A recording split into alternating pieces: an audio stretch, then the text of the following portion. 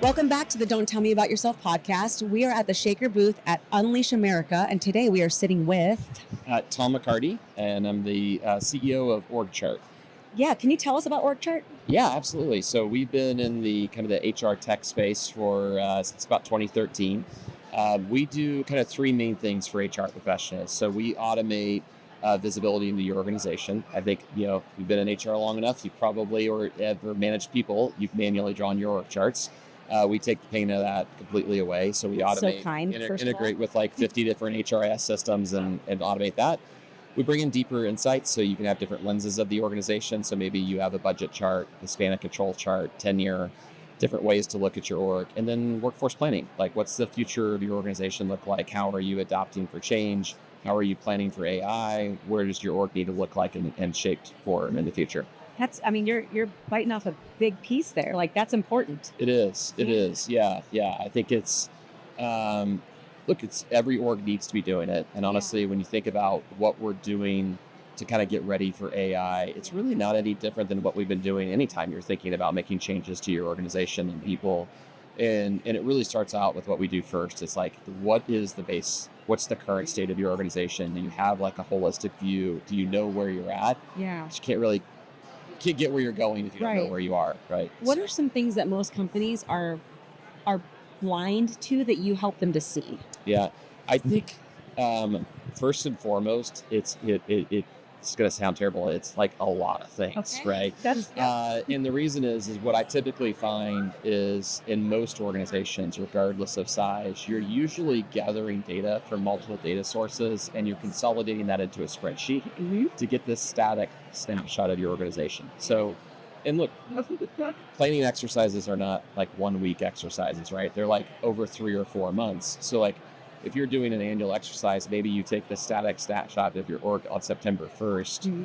Well, the problem, if you have 1,000 employees, if you have 150 employees, that data is wrong by tomorrow, right? Yeah. And so what we're doing first is really helping you put all that data together in an automated way. Yeah. And so that as you're doing your planning scenarios, that data is reflecting the real-time situation of the organization. Cool. And then, like, let's say we're all 3 people managers. Well, if we have a budget for what we need to do in our organization, if you're looking at these 5 things and I'm looking at 5 other things and you're looking at 5 other things, then you start to get inconsistencies and inequality in how you treat people and how decisions are made. So we allow organizations to better standardize those things of like, what should I think about? What are the important things for me as a people leader or an HR partner to consider when making changes in an organization? It's really cool. You bring up data, which is one of my favorite topics. I'm like a data nerd. Yeah. So I did want to ask you, and it could be just, your company or your customers. I'm curious, is there a specific metric or data point that you or your customers are focused on this year? I think that like what a lot of customers are thinking about now is like, what are the skills? You think about like job skills and job positions more. Yes. And it's really, I think 2 things. It's like, well, what are the things that are most likely to or could be displaced through agentic, right? And, what I encourage my team to think about is like, hey, to better embrace it is like, let's look at the things that are the mundane tasks, the things that we don't like doing. And like, these are things that are like ripe for AI to help us do so that we can actually spend our own time and energy and brain power on the things that have greater impacts to culture, to organization, to goals and targets. And so like, I'm seeing that more and more is like, I'm less thinking about, individual performance metrics or things like that. I'm looking at like the jobs that are being done in an organization, the positions and the skills, and then like, how am I building the skills in my team for what the future of work is going to look like in a world of AI. Yeah, that makes a ton of sense. And thinking of what can be automated is so important, and also what can't, right? Because there are so many things that also need human touch. Yes. Still. And I think where I see a lot of people make mistakes, and like, look, this is the same mistake we make. Like, nobody wants to go through a RIF, right? But we've all managed through a RIF at some point in our lives. And you're choosing kind of where those hits might happen, but sometimes we don't actually have the full picture of what somebody does. And it's like, wow, I was okay with 80%, but that last 20% they did is really hurting us, and now they're gone, right? And maybe 80% of this role could be agentified, but that last 20% really needs the human touch. And that's where it's important to really look at your current state, look at the skills and the jobs before you start making those moves, before you make kind of unintended impacts into the organization. All right, got it. Is there something from your perspective that's encouraging to you or exciting to you that's happening in your industry? Yeah, I think one of the things I'm passionate about in terms of what we do, and I'm seeing this more and more, is like, look, I don't think many HR professionals got into HR to live in spreadsheets and to be administrators of things.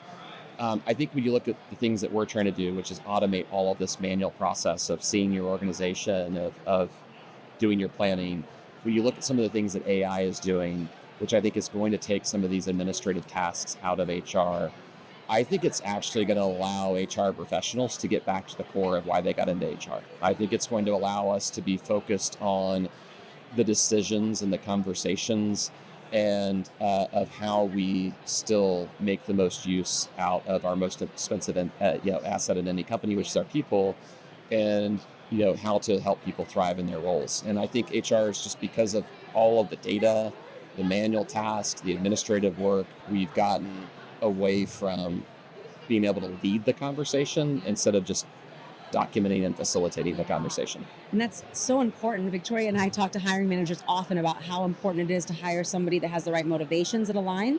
And I can tell you that as an HR person, they are not motivated by data entry and Excel sheets. Is anybody? No. Well, there are some. There are a few. And thank goodness for them, because Amen. most of us are not. You know what I mean? I agree.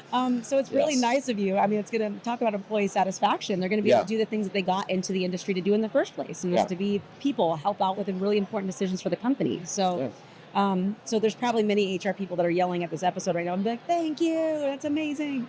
What is one thing that talent leaders need to know in the year ahead? I think we're touching on it, right? I mean, look, we can't ignore that AI is going to transform work. Like it's not. I feel like the tipping point has gone way over the scale now at this point, and it's like, and I do think that in HR we can sometimes be slower to adopt on the technology front, right? And so I think we have to learn and embrace that and figure out how that looks and how we can help navigate the conversations for our organization. So it's not just how's it going to look in HR, but then really helping to navigate this change management conversation that needs to be happening, because if ever we need HR being an active voice in these planning scenarios, it's now. And really thinking about what's the future going to be for our team members, how are we doing this, and really focusing on the people element of where we can and where we can't. Cool. And so I think that's got to be the focus. Yeah, sounds like a pivotal point for HR people right now. I think so. Yeah. I think so. And in most spaces, right? Like it's not just here, but for sure in HR. Yeah. Yep.